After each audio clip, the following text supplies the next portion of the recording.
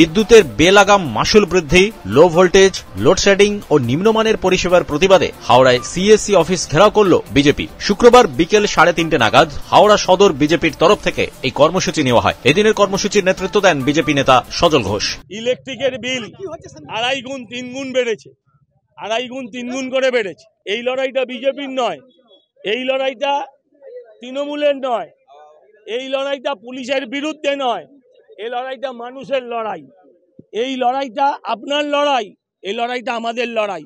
ইলেকট্রিকের বিল কাকে দিতে হয় না? হুকিং করেন আপনারা? যদি হুকিং না করেন সব সংবাদ মাধ্যমের কর্মীদেরও দিতে হয়, কাউকে দিতে হয় না এমন নেই। যে হুকিং করে শুধু তাকে দিতে হয়। কে হুকিং করে হাত তুলুন। কেউ তো হুকিং করেন না। তাহলে ইলেকট্রিকের এই যে বিল, এই বিল আমরা কেন দেব? সারা ভারতবর্ষে কি আর ইলেকট্রিক কোথাও বিদ্যুৎ উৎপাদন হয় না? কোথাও তো এত রেট নেই।